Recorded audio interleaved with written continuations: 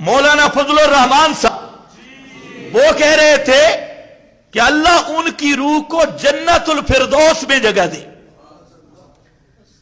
اب میں کہتا ہوں کہ جو تیرے چیلے چانٹے ہیں کبھی ان سے بھی پوچھو، وہ تو پیغمبر کی روح کو جنت الفردوس میں نہیں جانے دیتے.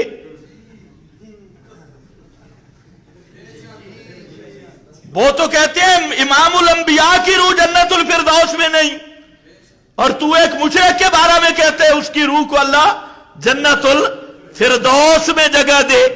ذرا اپنی جمعیت سے تو مشورہ کر لیتا نا، ڈاگئی وغیرہ پارٹی سے جن کا تو سرپرست ہے. تو مشرک کی روح کو اللہ کہاں جنت میں جگہ دے، جنت الفردوس میں. واہ مولانا فضل الرحمان صاحب کیا بات ہے. پتہ نہیں تو نے یو ٹرن کہاں سے لیا. یہ ہے فتاوی محمود، اور فتاوی محمود ہے مولانا فضل الرحمان صاحب کے والد صاحب کا فتاوی. مفتی محمود ان کا فتاوی ہے، اور اس پر تقریزیں آپ دیکھیں سب دیوبندی علماء، ڈاکٹر عبدالرزاق سکندر، مولانا سرفراز خان صفدر، شیخ المشائخ خواجہ خواجگان حضرت مولانا خواجہ خان محمد، اور مولانا فضل الرحمان، مفتی محمد جمیل خان، یہ سارے اس کے مصدق ہیں.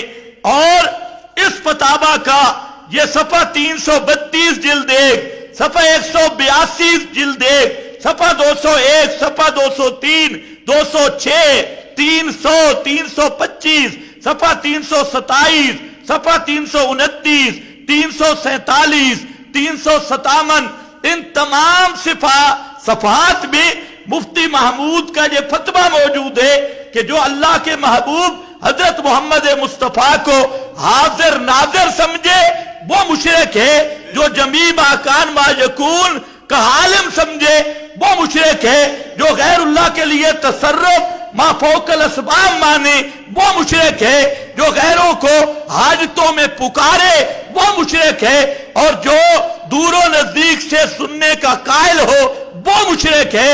تو یہ مولانا فضل الرحمان صاحب کو اگر آج کل تو ویسے فارغ ہیں تو فتاوی محمود کا مطالعہ کرنا چاہیے. یہ آپ کے ابا جی ہے مفتی محمود. وقت نہیں کہ میں اس کی تفصیل کروں، ہو سکتا ہے کلپوں میں اب کام شروع ہو بھی جائے. تفصیل بہرحال یہاں یہ حوالہ ان کے لیے دے رہا ہوں. اسی طرح یہ مفتی کفایت اللہ صاحب، ان کا کفایت المفتی، اور دیگر تمام علماء دیوبند، حتیٰ کہ مولانا سرفراز خان کی کتاب دل کا سرور، گلدستہ توحید، ازالت الریب، اتمام البرہان، ان سب کتابوں میں مولانا سرفراز خان صفدر نے بالترتیب لکھا جو کسی پیر فقیر نبی ولی کو ہر جگہ حاضر ناظر سمجھے وہ پکا مشرک اور کافر ہے.